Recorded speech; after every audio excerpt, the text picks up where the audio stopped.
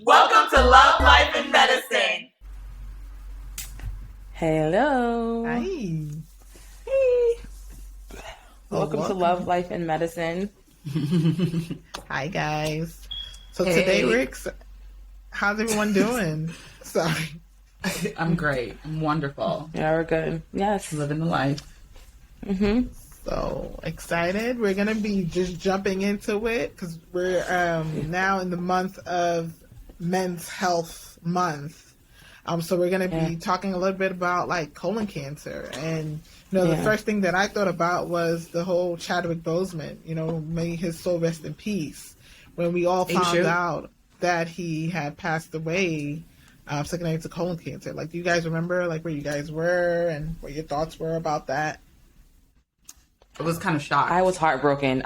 My sister came in the room crying like at 3 a.m. and I was like, and she was like, Chadwick Boseman. I couldn't believe it. Like, it was just like surreal.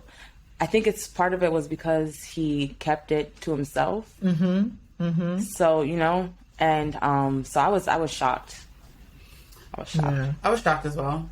It, like she said, it was just kind of, it was surreal. And I think, the reason why it was surreal is because we live in a time where you feel like everyone is sharing everything with you, especially through social media. And then to know that he also was actively working, it wasn't like he was taking breaks. Like he was filming, and no one knew around him except for his wife and obviously his close family members. So I think that's what was really shocking. And it was just, I think also because, he did that. I don't know if you guys remember, he did not a live. I think he did a live or did an Instagram video. And I was like, wow, he's losing a lot of weight. And I was like, oh, his beard looks kind of like not as like, Groomed. Not groomed, but like not as thick, full, And I was just like, oh, and I'm thinking, I didn't think that he was sick. I was just like, oh, look at him losing weight, maybe for, a role or something. And so you just made me realize that, you really never know what people are going through. Yeah. It's true. And it made you think about, mortality, your own mortality. Like when people like that, like anytime anybody dies is sad, but somebody that's so young, it's just like, wow. Yeah, definitely. So, I definitely think that's why this is a great topic for us to talk about and educate our listeners. And, when we think of colon cancer, the usual, I guess what it was when it came to screening used to be at the age of 50. Everyone had to, at the age of 50, if you didn't have any genetic, predispositions, 50 was that age where they would start screening you. But recently they have changed those guidelines to the age of 45 now.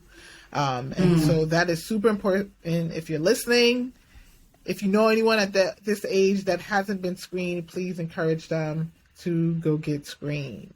So basically at the age of 45. Azuka, do you want to tell a little bit more about why that's the case? What you found?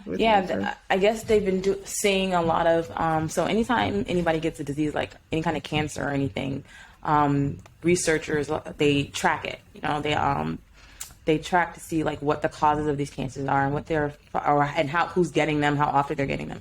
So what they are finding that a lot of people are being diagnosed with colon cancer well before the age of 50. So what they usually do is a screening test. So you screen. Screening tests are very sensitive to try to catch anybody that may have colon cancer. And so they move those screening tests from, like you said, 50 to 45 for everybody. And that's people who are just at, general risk. Now, people who have a first degree relative that has had colon cancer need to be usually need to get screened at the age that relative was diagnosed with colon cancer. Or no, I think it's like 10 years before that. Yeah. Is it 10 years before that? Yeah. 10 years before that relative was diagnosed with colon cancer. And then if you have, there's some genetic syndromes that you can have that can make you at a much higher risk of having colon cancer. And one of them is Lynch syndrome. And then there's some bowel diseases like ulcerative colitis, Crohn's disease, any kind of inflammatory bowel disease. If you have it, you're going to screen earlier for colon cancer. And obviously, like I'm not a GI doctor or gastroenterologist, and these people specialize in these things. So you obviously want to talk to your physician or your doctor about and ask questions, but at least with this information, you can be a little bit more equipped to know that you should at least ask, because things are changing and they don't know why. They don't know why people are being diagnosed earlier. I know a lot of colon cancer research has looked at diet, red meat, being linked to colon cancer. Yeah. So yeah, just talking a little bit more about what you were saying in terms of risk factors. Lifestyle too does have a factor, and people who have a low fiber diet, processed high meats, things of that nature, that really has a big deal, like low fruits and vegetables. So this is super important this is something that we can change, so not some things you can't really when it's genetic, but at least with our lifestyle, things that we can work on to make sure that we are healthy and we're, eating the right foods, because these things can increase your risk of colon cancer as well. So when besides, the risk factors, another thing that I researched when we were talking about this is what are some of the symptoms that one may have to think about, to go see your doctor. And some of the things that I saw is like change in bowel habits, like if your stool, the size is different, the color, see blood in your stool. This is something for you to definitely make sure you see your you're constipated, you can't. Yeah. Yeah, it makes sense, because if you understand what colon cancer is, it's basically the lining of your colon. So if your colon is like a big hollow hole, the lining develops a tumor, and the hole is where your poop passes, right? So if you have a big tumor there, your poop can't pass. So that's when they say your stool might be like pencil thin, or you may not be able. You may be feeling really constipated and bloated. Obviously, some of these tumors may bleed, so that's where the blood comes from. When they say if you see blood in your stool or anything like that, you should talk to your doctor. And if you're bleeding, anemia comes with that too. So if you're feeling extra tired, that's another symptom. Like you're really, really tired. It could be also because you're losing a lot of blood when you're passing your stool. Yeah. And remember, this is colorectal cancer. Yes. So it's not just colon cancers. Your rectum is the end of the colon, and it's where your poop kind of sits before obviously it comes out, not to give too much detail. But just to touch on that, a lot of rectal cancers are being diagnosed, and that's due to HPV, which is a virus, a sexually transmitted virus. It's very common. About 90% of people get it, but it can cause things like cancer. So that's where, the HPV vaccine comes in and stuff like that. But just so you know, it's colorectal cancer. So those are things that you definitely want to talk to your doctor about. And you definitely want to get screened, age of 45, to make sure that, everything's good down there. Yeah. So what are some of the screening tests that they do? I know some, at least in the research I was seeing, that some do fecal occult, but that's not really that's not the best test, the screening test, but that is an option. Of course, a colonoscopy, where they would actually use a camera to visualize your colon, and they can see what's going on. And if they see polyps, any abnormal growths, they can be able to take care of it and biopsy it and things of that nature. They also have like the camera, the camera colonoscopy. Did you guys see that in your research as well? No, what I saw, and what actually, as an anesthesiologist, when we do a colonoscopies, I actually see a lot of patients. So the two screening tests that I see, I'm starting to see Cologuard a lot. So Cologuard is a nice test. You can do it at home. You send your poop in to a lab, and they look for, like you said, Maxine, they look for blood. And then if you have blood, you go to the hospital, you come see us, and then we give you, I don't do the colonoscopy, obviously. I just give you the anesthesia, but that's when you have the scope put in, and they look to see if you have any polyps. If you have any polyps, it's nice. See, colon cancer is nice because not only can it be caught not the cancer, but it can be prevented early. And then the cause of the cancer is polyps. So those are the small growths that can turn into cancer. So you can have it removed right there. Yeah. So it's nice. But yeah, so the screening test, it would be like the Cologuard, and then, or it could be a colonoscopy, just coming in for a colonoscopy. But as far as the camera, I haven't heard about that. Yeah. So is it something CT, you swallow? Yes. Well, what I saw online, they're saying another one. This is a CT colonography. Yeah. So they use the CT. They call it a virtual colonoscopy. Yeah. Nice. Yeah. So that's a way for them to visualize the colon. Yeah. But the problem with that is you can't. If there is something, you still have to get a colonoscopy, right? Yeah, because I don't think that because they can't remove it. They have to remove it. Yeah. That's cool though. Yeah. So sorry. No, go ahead. You mentioned Cologuard, which can't you get that over the counter? I believe, at least I saw that. I think they mail it to you. They mail it to you? They might actually. I think somebody did tell me they have it on like CVS now. Yeah. But I know they could definitely mail it to you. I think maybe you could probably get it and then send it in. Yeah, and then they give you your results. And sometimes it's like most of the time it's the patient has hemorrhoids or something. But if it's positive, you get your colonoscopy, and if there's something there, it gets removed, and you take care of it early while it, catch it on time. So you guys talked about the two different types of screenings, just so we can, the Cologuard, or it's a DNA stool test, that is at-home screening. That's something that you do at home, and she mentioned that. And then there's another test that they use, a high-sensitive fecal occult blood test. That's the one you were talking about, Maxine. I don't know why I'm pointing, like, whatever. And then the fecal immunochemical test, and those are used to test the antibodies. But basically, all of those are at home, and then the other ones that we talked about, or they talked about, the CT colonography, the colonoscopy, and the sigmoidoscopy are all done at the hospital. Correct. Yeah. So I think at least what I got from it is just have a conversation with your physician. They'll figure out what's the best screening test for you. And just to keep it in a nutshell, it's all about trying to prevent. So just the sooner you see your physician, the better, right? When it comes to these things, if you're having any symptoms, or at the age of 45 to be screened. So that's about it. Check your poop. I think that's good. Yeah, check your poop. I like that. It's crazy how many people don't know. Like, they don't look at that. I mean, I don't look at my I'm always asking. Oh, I do. I look at my poop. Yes, I look at my poop. Yes. Yeah. I guess I should. I should be looking. I guess I'm gonna start looking at my poop. Yeah. I look at my poop. I pitch color, how I feel when I'm taking my poop. How many times? Like, yes, you have to. Really? Be in tune. Okay. Yeah. I know how many times I poop.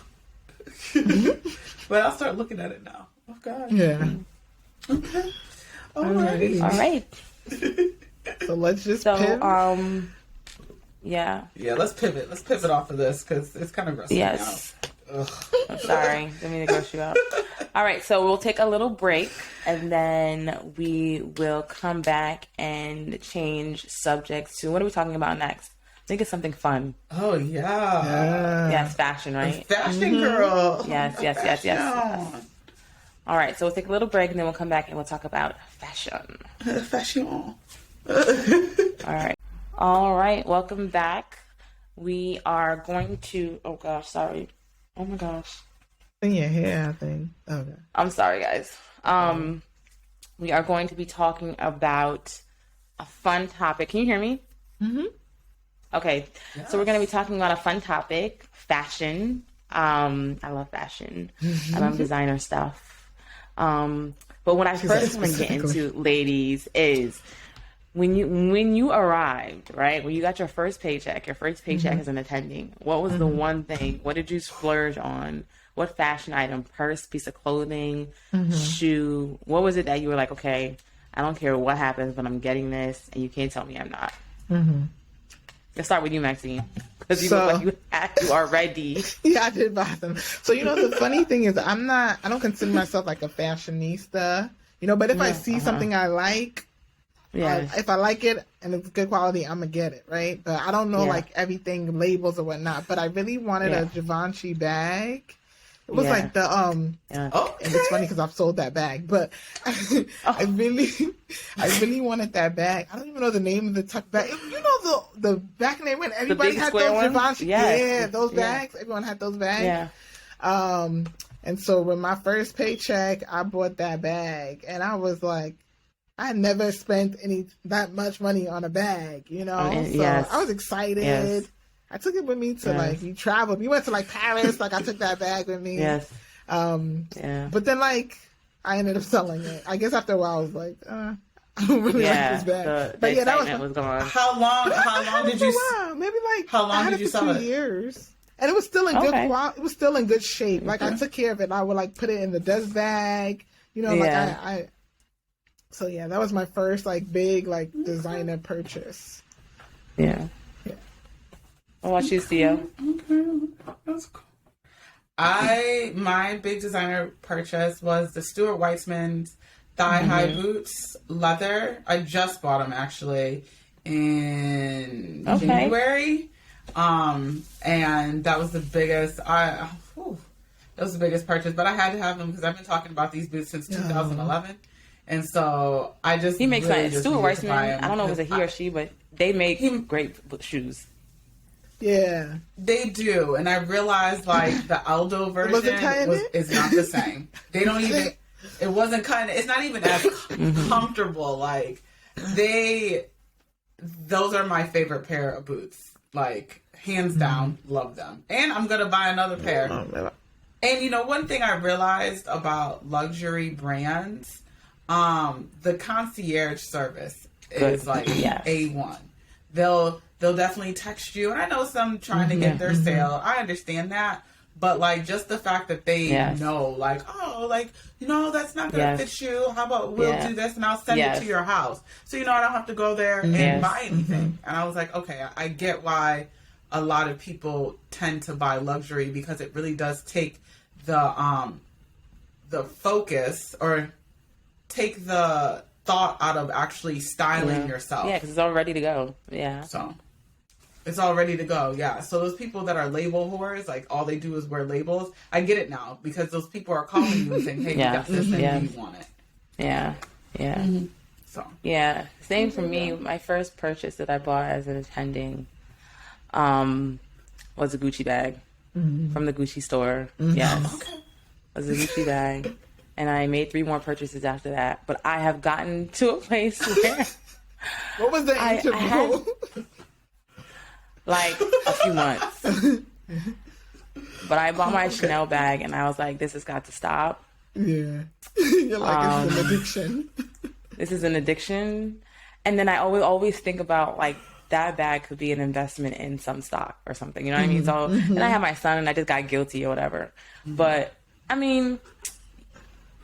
I can say that I did it. I have them. I probably won't ever do it again. But it's not. You're right. Luxury is nice to treat yourself sometimes. But good. So, what are some of the brands that you like? What are your go-to luxury brands for shoes, for bags, clothes? Or maybe not luxury, just in general. Okay. Yeah. Just in general. Okay, luxury then. Because Theo was like, she was like, what? Yeah. No, I know luxury. No. I'm sorry. No. I have go-to brands for. I'm a boot girl. If I move to a hot weather, I'll be kind of shit out of luck. But go-to brands for boots. Mark Fisher, I really like his boots. He does great combat boots. They're stylish, so they go well with black leggings or Ponte leggings or stuff like that. Tory Burch, she has a good she has really good shoes out. There's this new brand called Schultz. Yeah, I've seen. They are making really cute boots. Just are very they new? Really good fashion boots. Yeah, kind of new. Yeah, they may not be new, but on Instagram they bait me.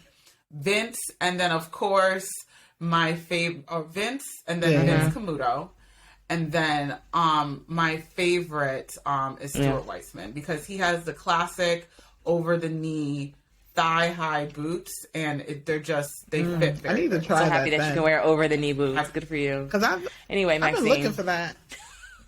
Yeah, so like I'm not like I'd rather. I don't need to see your knee, Theo. Excuse me. Sorry. So when it comes to like luxury, I guess more in terms of when I spend, it's interesting. I spend more on like a purse than like clothes. I don't know. Same. Yeah, I don't know why. But that's so. Just like you see them in Fashion Nova with like a Gucci bag. That was yeah, that's true. Like if I'm gonna spend that money, then that's what. Yeah. Or I feel like shoes. I'm not really. Not when it comes to luxury. Like it will be like not like too expensive, but some of the brands that you said I like. For clothes, I like, like Zara. I like Zara. I think they have cute clothes. I do a lot of shopping online, so ASOS is like, and then ASOS tall. They have a lot of things for tall. Like so, anything where I can find tall because of my long legs, that works for me. But so far, like now with like purses, like when I've been thinking about, I've actually been getting it's been LV bags for me. Yeah. Same. I don't know what it is about Louis Vuitton, but they're just classic. And for me, I love the Louis Vuitton, the monogram. Yeah. I love the monogram. It's so classic. Okay. I'm the same. Shoes, I like. So the thing about shoes is I noticed that the expensive shoes or the luxury brand shoes, they are made very well. We'll say that. Okay. They are made very well. I have a few like Gucci makes very good shoes. The leather is nice. They hold up well. They last. Who else do I have? I have a pair of Valentinos, the rock studs. I feel like there are just a few pairs of shoes that like are staples in every closet, and they make your foot look really nice and they're comfortable. And then I really love Amina Muaddi shoes. I think they're like really.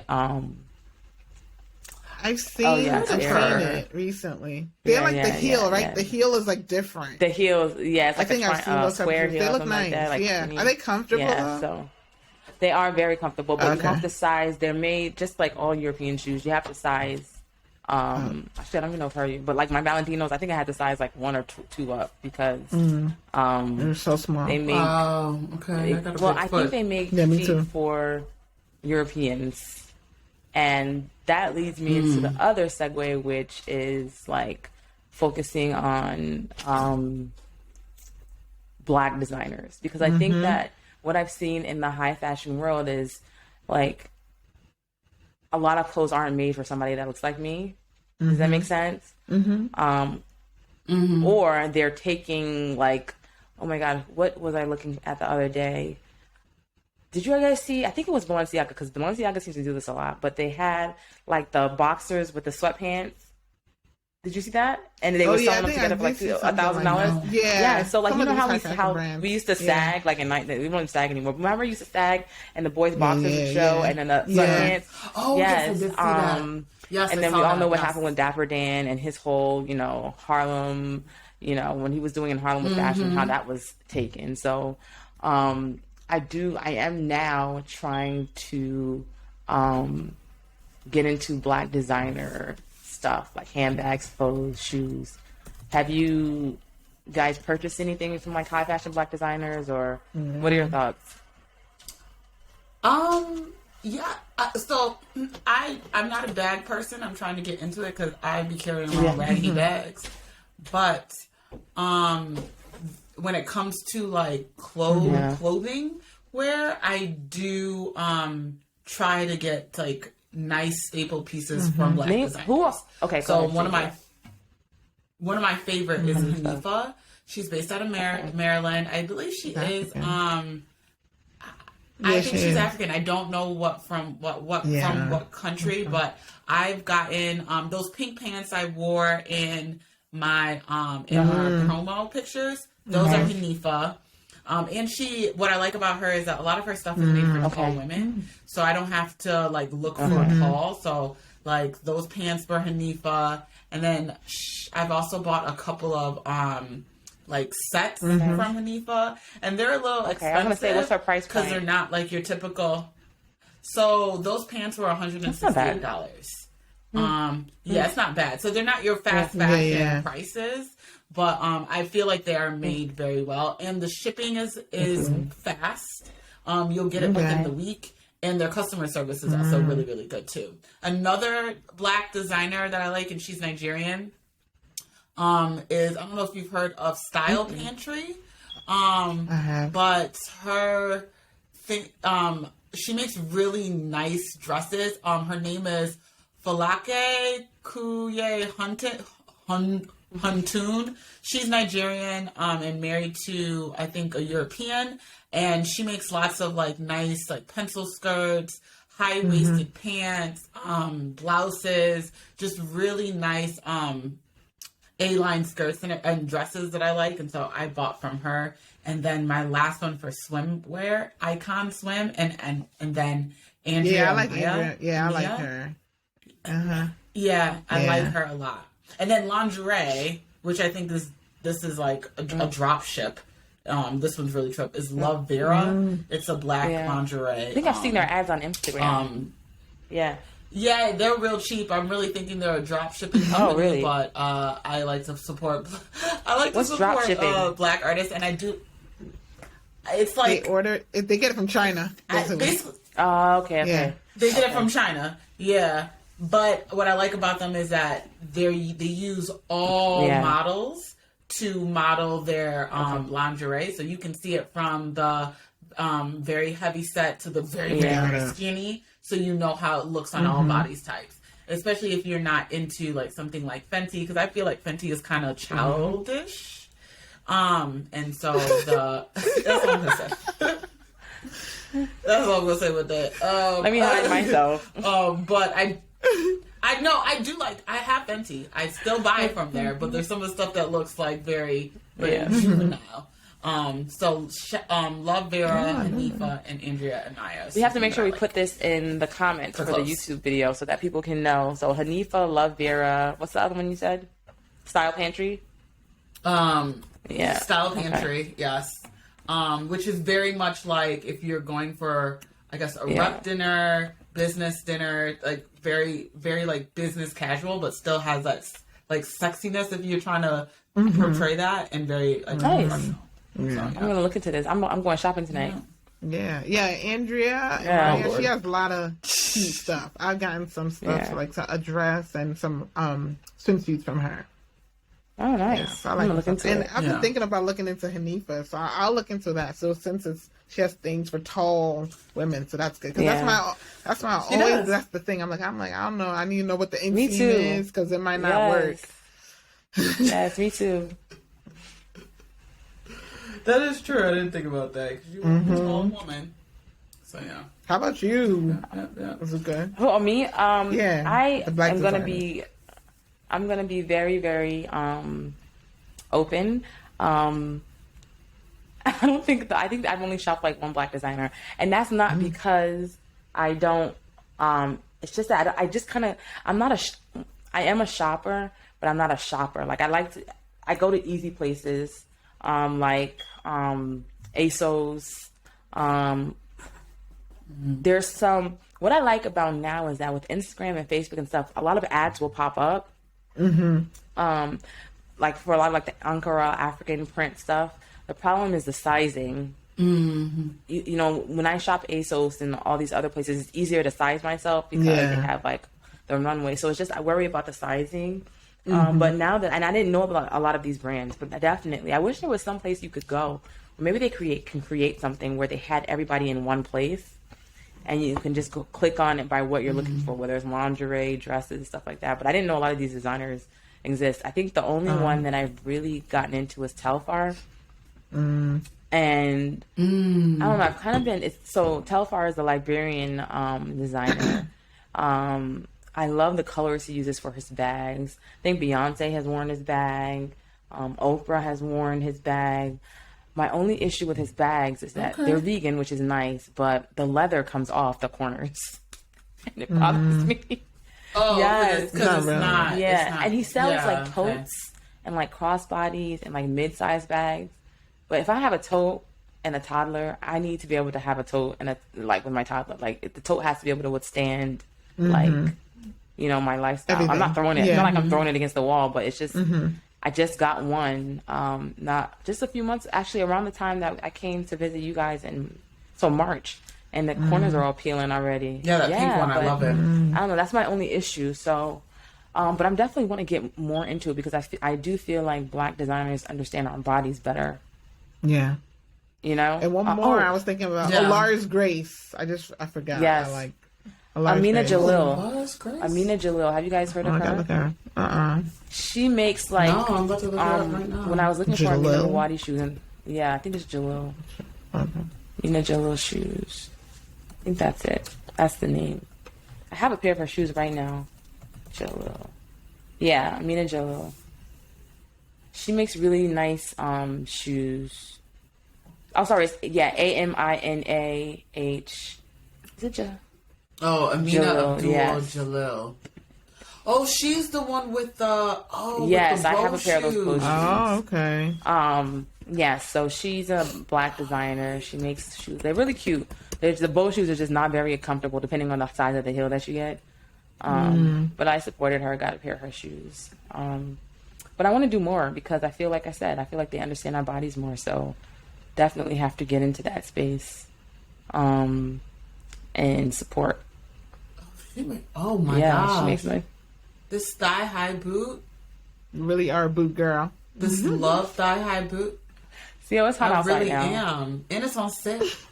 Okay, so with that said, we'll segue out. We'll take a little break so CEO can buy some boots, even though it's 80 degrees tomorrow. It's 80 degrees tomorrow.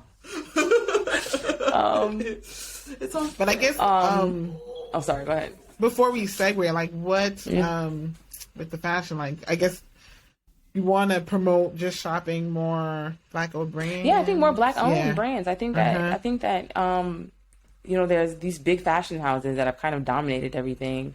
They're very expensive. Sometimes they're kind of offensive to us as a group of people. And like I said, like a lot of the, like, I don't know who, Christian, is it Louboutin? Louboutin.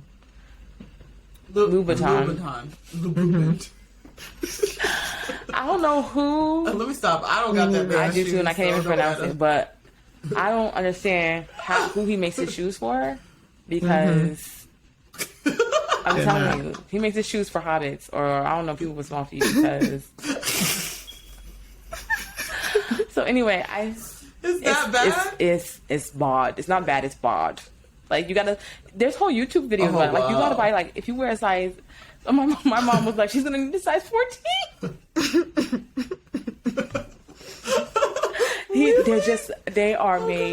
They're made for European, and by European, I don't want to say, I think they're just made for a certain type of person with a certain type of body build, and a lot of us are not built that way.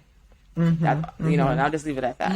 So I feel like, you know, supporting Black designers, first of all, will help them get viewed in our space and, you know, create a platform. And they literally know our bodies, right? They know we have butts and hips and, you know, so I just think that that's the way to go. Like I said, I wish there was a place where you could just go and find everybody. But CEO, thank you for that long list. You gave us, I'm going to be doing some shopping tonight. Well, I like the shoe designer that you picked, because now, like, that will probably be my go-to for designer really nice shoes instead of they are really nice, instead of going to like your Christian Louboutins, because I have not gone into that store yet, and I don't want to, you know, I actually don't want to. No, her shoes are nice. They're really nice. They're cute. We live. Hey, you guys, we're back again. I love this topic because friends are near and dear to me. Friends are the siblings I don't have. So, just throwing it out there for whoever wants to answer. Who do you guys consider what is the definition of friendship to you guys? Okay, so I guess I'll start. So for me, I believe a friend is someone that I can be able to feel vulnerable with, right, and comfortable with. This is both ways, where they can also feel vulnerable and comfortable with me to be able to share anything, whether it's when they're on top, whether they're on their lows, just to be able to also encourage each other, support each other. So just having and also always having an open lines of communication. When you feel offended, being able to confront your friend, hey, because that's the only way. Of course, you may have some ebbs and flows, but being able to resolve conflicts too is important in a friend. So those are some of the qualities that I look for, in a friend, and that I also want to be when I think of what a good friend is. Oh, I like that. Yeah. I like that. What about you, Azuka? Yeah, the same thing. Friends is like Maxine. Like Maxine said, somebody that I can call on when I'm not at my best, when things are not going great. But then also somebody that I can share things with that when they are going great. I think a friend is somebody who, even if we don't talk every day, we still are there for each other and can call, and it's like we never missed. A friend to me is somebody that's just, that definition has become has a lot more meaning these days. A lot more people in my life are more acquaintances than friends, because I need to say, okay, let's say I needed to borrow $100. No questions asked. Yes. So I know, but this no questions asked. Yeah. You know what I'm saying? Or I know it sounds trivial, but those are the things maybe not $100, but somebody you need to borrow something from. Somebody need to pick you up, or you're just down and you need something. Can I call that person? And vice versa. Can you, those are the kind of things that somebody's sick, or you just need somebody that's there for you. I think that's, to me, that's a friend. I think, that definition has evolved, I think, over the past few years. It's changed from college to medical school from now. It's gotten, your view on life changes. So I think it's easy to have friends when everything's going good. Yes. For both parties. But I think it's very telling in a friendship when things may be going good for one person and not the other person, and vice versa, where the friendship goes. That's when you see who your real friends are, Yeah. I agree. I like how you said that, because it kind of segued into what I want to talk about. But before, I just think my definition of friendship is the same. I really like that you pointed out, Maxine, that someone who you can say hey, I feel offended when you did this, and having that open line, just so you know that it's like Azuka said, that it's not just when everything is gravy that you're able to kind of just be open with your friend and be for this friendship to continue, not to be so I guess finite with it, but just for our friendship to still grow and flourish, that it really hurt me when you did this. I actually have a friend that did that to me in medical school. We laugh about it now. We were all struggling. It was 3 of us, and we were talking about a histology exam. I'm gonna make this quick. And I was like, man, yeah, that histology exam was real hard, and it was a practical. And my other friend was like, yeah, too. And she said to me, she was like, yeah, man, I didn't even know what a red blood cell looked like. And mind you, I think we were in our second year, or maybe it's the first. I think it was the first year class, because histology is first year. And so, even though we, me and my other friend were both doing bad, we were like, damn, you don't know what a red blood cell look like? I was like, you in more trouble than any of us about to fail. And we were just clowning her I think we lived about 2 miles away from the school, so we were clowning her for 2 miles. And and the next day she wrote me this huge text saying how hurt she was. And and how it didn't build confidence in her, everyone's struggling and everything. And I felt dang, I really hurt her, but I'm glad that she basically told me that boundary of her and how she felt, because it really helped me respect her, number one, right? Number two, just take care of that relationship, you know, she's struggling too, so why would I be laughing at her downfall? Especially because we all failed that test. I just got that question right.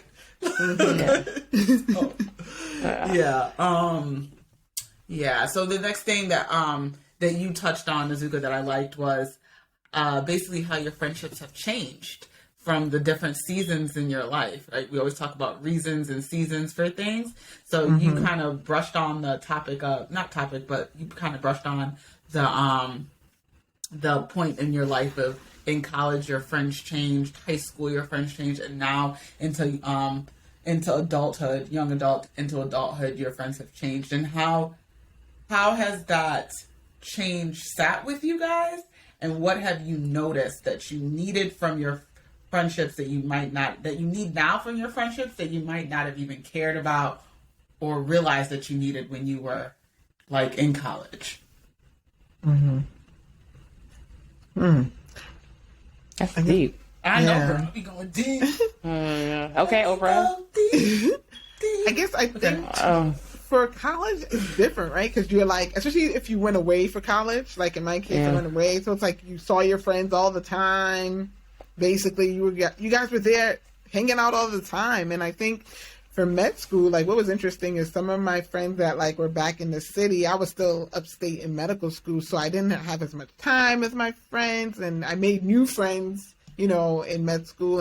But the old friends that I had, like maintaining that understanding that I couldn't be at I missed a lot of weddings, like in med school and like other things that people were doing because I was just busy working. And thankfully my friends understood that, not working in school, my friends understood that, you know, I was in med school and it wasn't because I didn't value what they were doing. It's just that I just didn't have the time, you know? So, and then now, even the stage that I'm in now that I've been married and I moved away from where most of my friends are, so I'm in a whole different state, I don't really see a lot of my friends. So now it's more just been communicating through the phone, you know, social media, texting, things of that nature. But I've just been aware, and every time I think of somebody, especially that I haven't spoken with a while, like a friend, like, let me check in on them and see what's going on. And it's crazy because that happens to be like, either they're going through something or like they also was thinking about me, you know. And so it's like I always try to really be like intentional, like when I keep on getting like a nudge, like check on this person, check on, you know, just to check up on them. And so and I think that comes.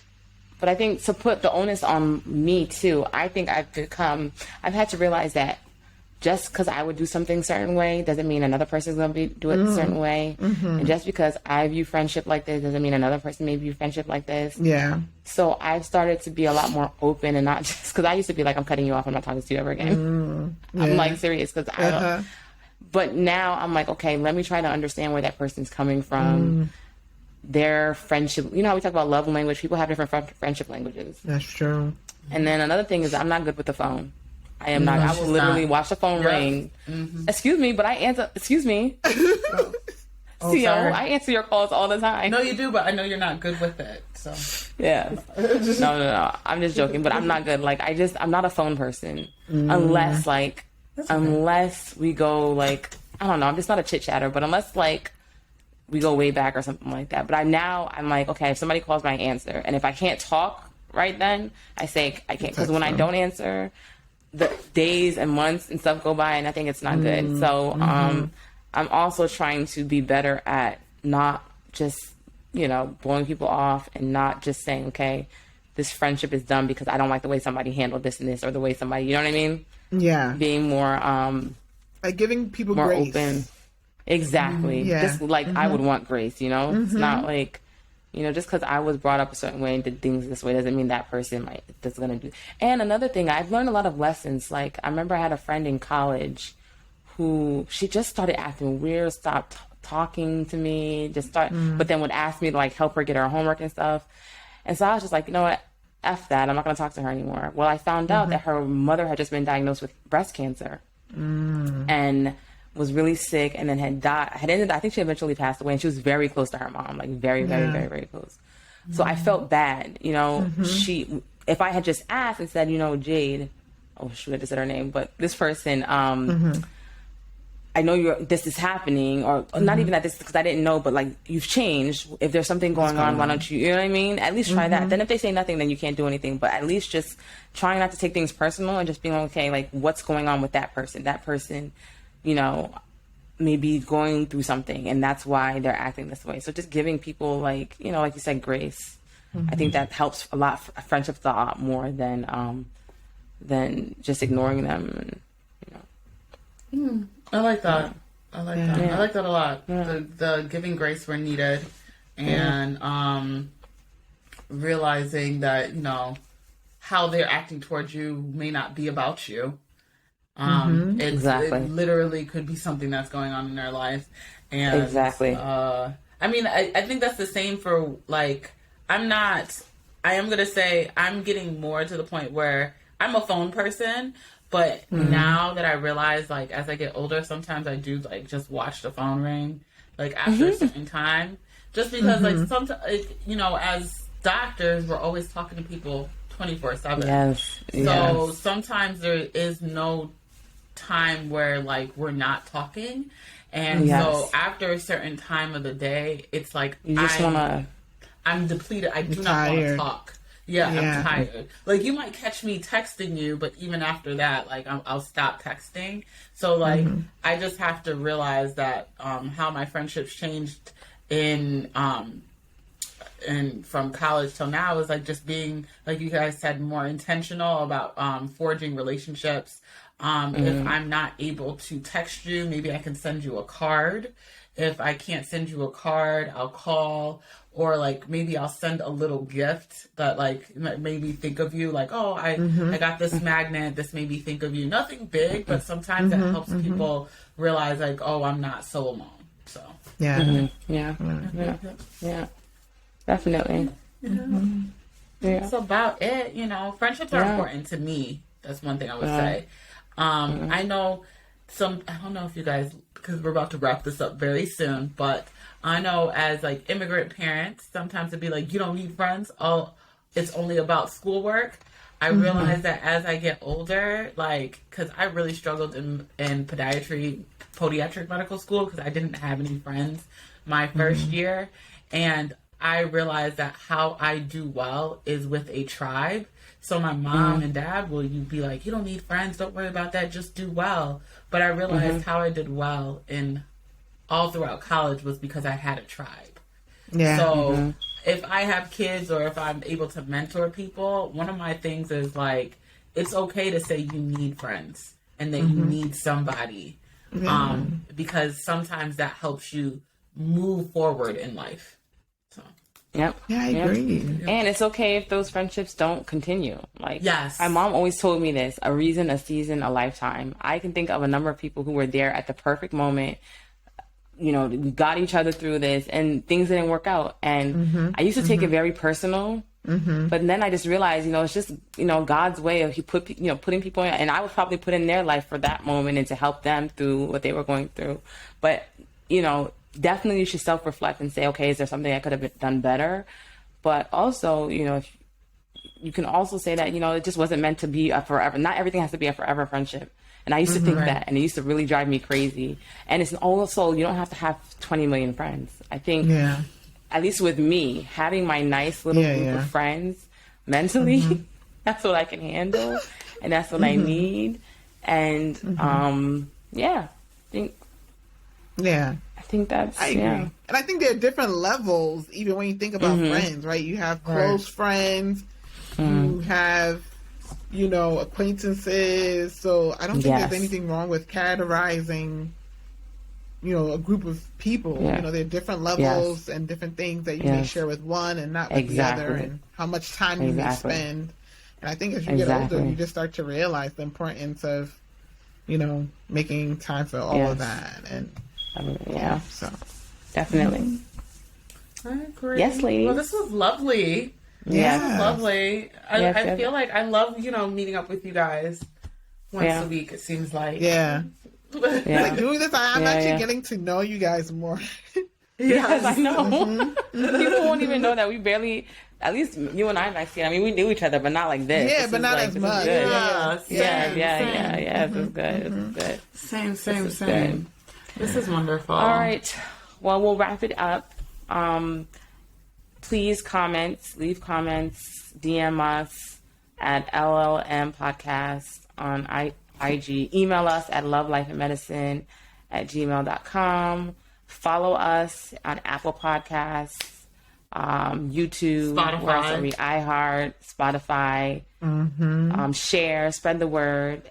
Yeah, we love to have you guys join our conversation. Yes. And be blessed. Have a great week. And we'll see you next time. Yes. All right. Bye. Bye, guys. Bye, ladies. See ya. Bye. Spirit finger. Bye, see ya. Bye, nice. Bye.